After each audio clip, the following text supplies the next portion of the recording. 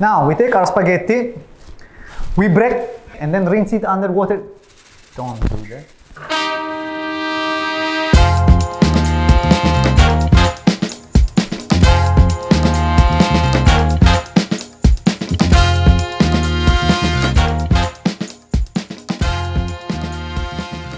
Hi, my name is Matteo Meacci. I'm the chef at Cincang, Italian restaurant in Surabaya. And today we are going to do the ragola bolognese or bolognese sauce, like they say in English. And we are going to do spaghetti with that and also arancini di riso. Okay. We use carrots, celery and onion. Take out the tip of the carrot. When you chop the carrot, when you slice carrot, because these rolls, it can be dangerous, right? So cut one slice first, put it like this. So it's safer, right?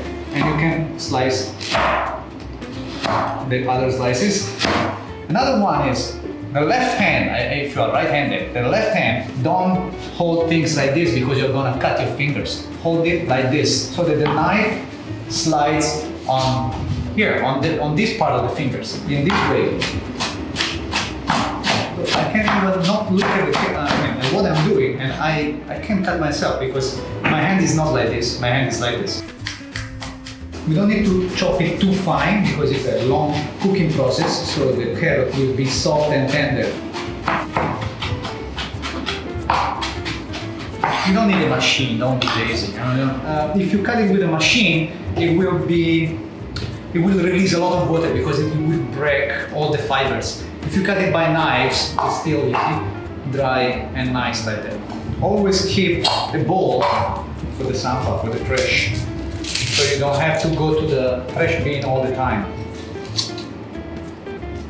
How to cut onion, how to chop onion. So you do some horizontal cut, like this. But not until the end. You leave a little bit of... And then you just... Every professional chef, they chop the onion like this. Then this last bit, you just slice it. So you see, I didn't cry, usually I do because it was fast. So the onion didn't release too much of its water. Then if you don't want to cry, you keep the onion in water, in a bowl with water for like 5 minutes, and then after that you chop. So the last one we do is the celery. So this one is celery stick, and they have more fibers here. So we have to peel it a little bit on this side, on the rough side, because it has a lot of stringy fibers. So we throw that. Every part of the vegetables that you peel, you can add it. I mean, you can keep it and add it to your vegetable stock. Chop it.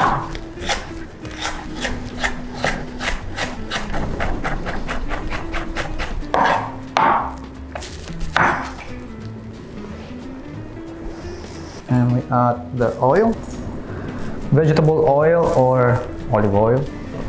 Okay, when the oil is hot, we put the vegetable down and we stir. So why we don't put the garlic right away? Because it will burn, and when the garlic is burned, it's not good, it's bitter. Crush it.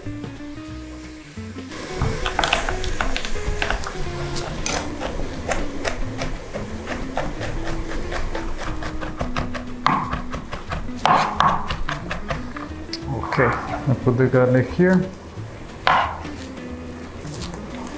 So the trick is to cook the vegetables until they start burning a little bit. Until they're golden brown. If you put the beef now, it will not get the same taste. The vegetables to be like, start caramelize and start burning a little bit. And now the vegetables are almost completely cooked. They start to caramelize and get golden brown. We add the garlic. Nice smell already. After we put the garlic, we have to be very careful because the garlic will tend to burn pretty fast. When the garlic gets like a nice golden color, then we add white wine, if you want, or a little bit of water to basically stop the cooking. Now in the pot it starts to get sticky a little bit, and we have some burnt part on the bottom of the pot. That's what we want. We add water.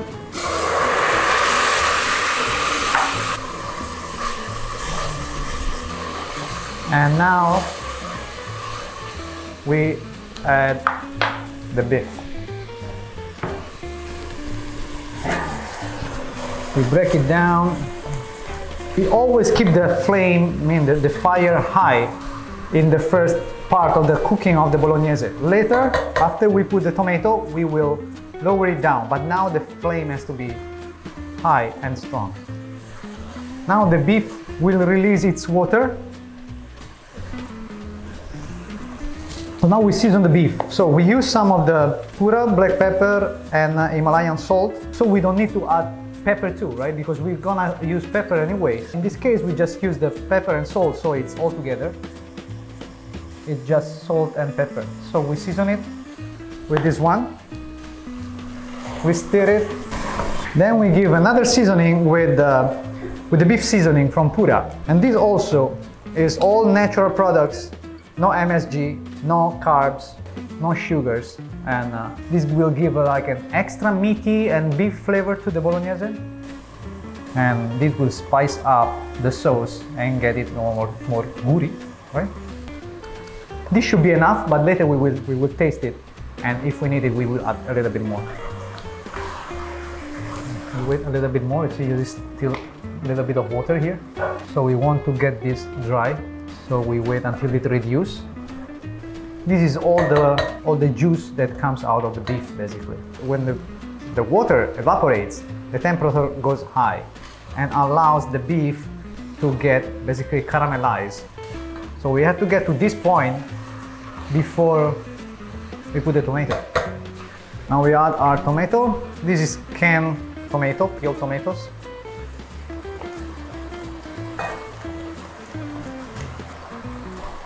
We don't need to blend it because this will cook for like another 2-3 hours, so the tomato will all break.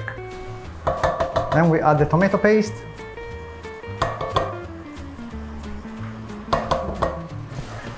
Chef, why do Italians always use natural ingredients? It's the characteristic of our cuisine. We have very good products in Italy, very good vegetables, very good meat, very good herbs, and we try to highlight that. We try to not use MSG, to not use like so many sauce, right? We just use the natural ingredients for our food.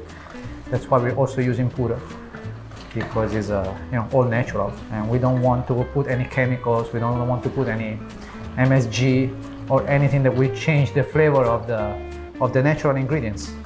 Now we add some bay leaves, some cloves, some nutmeg. These are the spices. Now the flame is still high. In a couple of minutes we will lower it down and put a little bit of water and let it simmer for a few hours. We also add some basil.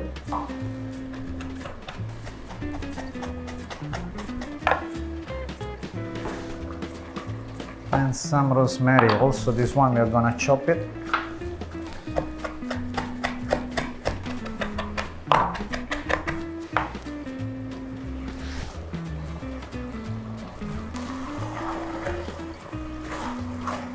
We add water or stock. We add a little bit more of the beef seasoning. Extra salt a little bit because it wasn't enough before. And now we lower the flame and let it simmer for like 2 to 3 hours. Every 10-15 minutes we check it. If it's like start to burn a little bit, we add water. If it's too dry, and we let it cook for 2 to 3 hours. This is basically the bolognese.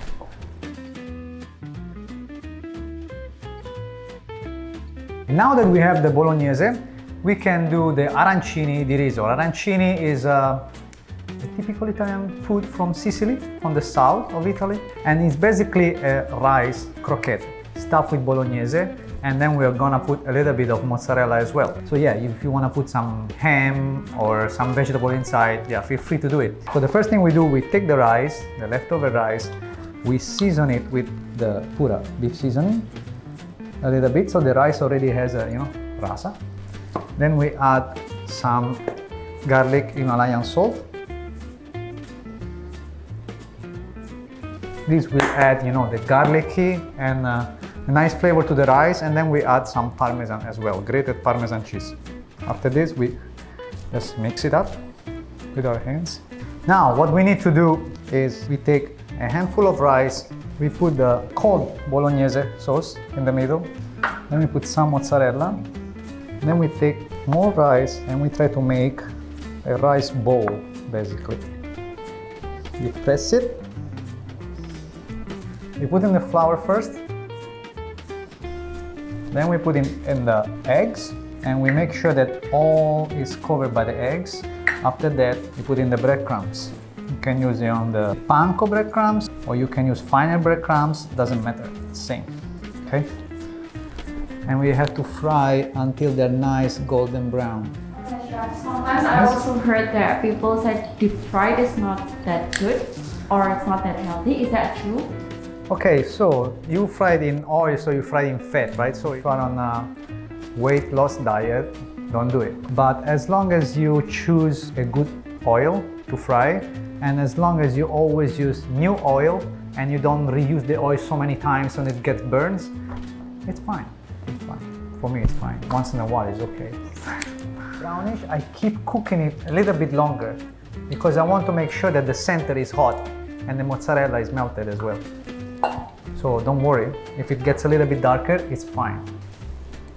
Now that here, we season with some salt and garlic to get extra flavor, extra taste. And our arancini are basically ready.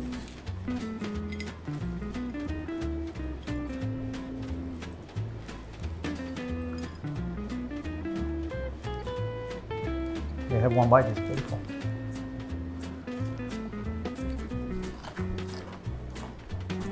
Wow. Hi guys, now we are doing the spaghetti bolognese. So we have the bolognese, and then we have spaghetti here, some butter, some parmesan. The water is boiling, and the first thing we do, we put the salt in the water. So because Italian pasta is cooked in salt water, about 10 grams per liter. And I always recommend to taste it first. It has to be slightly salty. Of course, not too much. The pasta, so it will have a flavor already. Okay, this is enough. Now we take our spaghetti, we break. No, we don't break it. We put it in the water. Okay. So we don't break it, you see, now they're sticking out, but it doesn't matter because in like 20-30 seconds we can push them down slowly. Now the water is already boiling. We lower the flame a little bit, otherwise the water can come up. We cook it for the time that is suggested in the packaging. So for this spaghetti here is about 9 minutes. The times, depending on the thickness of the spaghetti, because not all the spaghetti have the same thickness. So some are thicker, some are thinner. So just read in the packaging and you cook it for the time that they suggest. Usually that time is for al dente pasta. But then it's up to you. You like it harder, you like it softer, so you can cook it 1 minute less, 1 minute more. It's totally up to you. Some people in Indonesia ask me, do we have to put oil in the water? No, you don't have to put oil in the water. The spaghetti will not stick together as long as you stir it like every minute. You just stir it a little bit, they will be fine. They will not stick together. So no oil, we don't put oil in Italy. Okay, now the pasta already cooked long enough. We are going to try. Yeah, good, al dente, just like I want it.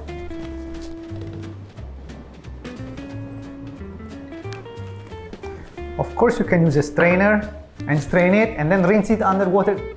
Don't do that. Or you can just use a tongue and put it directly in the pan. I actually like to do that because we still have a little bit of water here and we can add it to the pasta when we saute. But make sure that it's not too salty because this has salt. If you add more water, we will add more salt. Okay, this is a little bit dry, so we add a little bit of water. Little.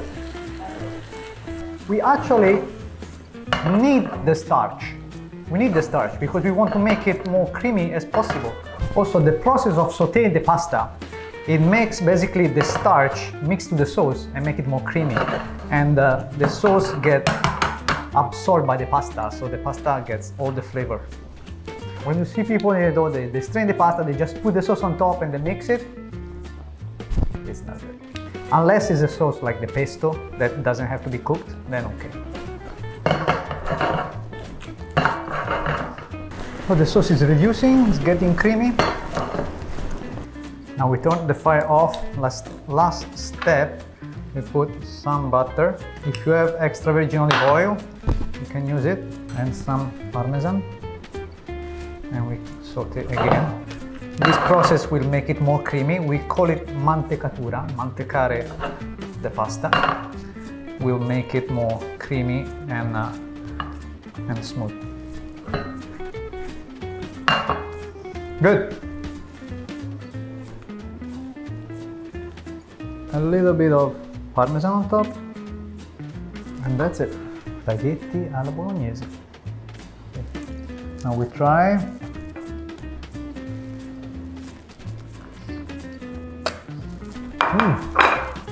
So good. So today we have made Bolognese, the ragola Bolognese, or Bolognese sauce in English. And with Bolognese sauce we made arancini di riso and spaghetti alla Bolognese.